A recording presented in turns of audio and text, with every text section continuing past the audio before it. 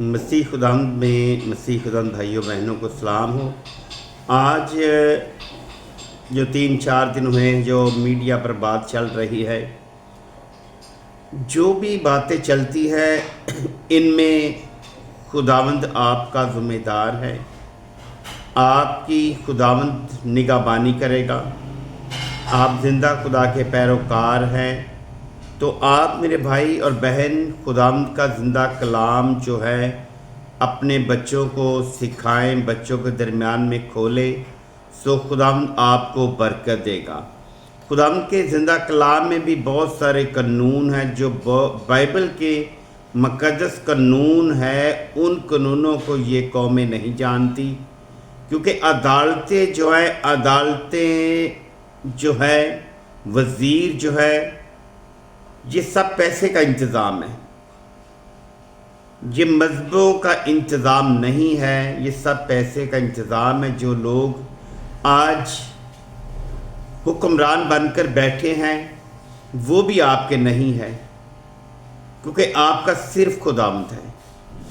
آپ خداوند پر یقین رکھیں، خداوند پر ایمان رکھیں، سو خداوند آپ کو محفوظ رکھے گا۔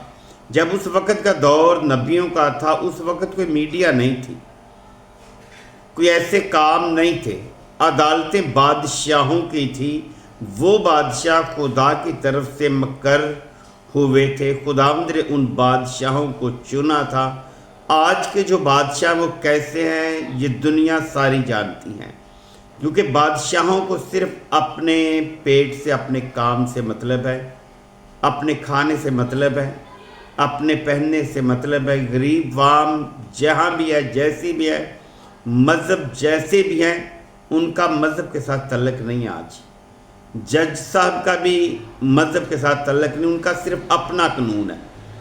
جب بائبل ہمیں یہ قانون نہیں دیتی کہ آپ ان کی بیٹیوں سے شادی کریں، تو ان کے کتاب میں، جج کی کتاب میں لکھا ہوگا تو وہ جانتا ہے یا خدا جانتا ہے۔ جس شخص نے، جس جج نے یہ قانون پاس کیا ہے، تو قانون پاس کرنے والے کو بھی خدا جانتا ہے۔ آپ اپنے لیے، اپنے گھروں کے لیے، بچوں کے لیے، بیٹیوں کے لیے دعا کریں، سو خدا آپ کی رہنمائی کرے گا۔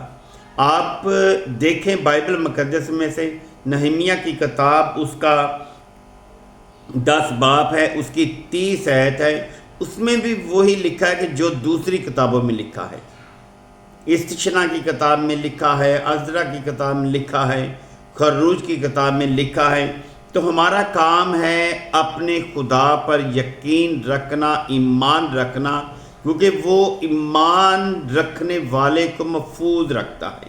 جیسے آپ دیکھیں دانیل کو اس نے شیروں کی غار میں محفوظ رکھا، سدرک مسک اور عبدنجو کو محفوظ رکھا، بنی اسرائیل قوم کو دریا نیل سے خشک راستے سے گزارا، ایلیا خشک دریا سے گزرا، الیشیا واپس پھر اسی دریا سے گزرا، اور یوحنا عارف کو کھولتے ہوئے تیل میں ڈالا گیا۔ تو انہیں محفوظ رکھنے والا خداوند یسوع ہی ہے۔ اسی طرح آپ کی، میرے مسیحی بھائی بہنوں، آپ کی عزت کو محفوظ رکھنے والا آپ کا خداوند یسوع مسیح ہے، جو زندہ ہے، کیونکہ آپ اور ہم زندہ خدا کے پیروکار ہیں۔ ہمارا خداوند جو ہے وہ زندہ ہے، وہ کہ مردہ خدا نہیں ہے، وہ جو جواب نہیں دے گا، وہ کہ مردہ نہیں ہے جو آپ کی سنے گا نہیں، اس کے ہاتھ چھوٹے نہیں جو آپ کو چھو نہ سکیں، اس کا کان بھی باری نہیں جو آپ کی دعا نہ سنے۔ آپ دعا میں ٹھہرے، خداوند کے زور ٹھہرے، سو خداوند آپ کی عزت کو محفوظ رکھے گا، آپ کے گھر کو محفوظ رکھے گا۔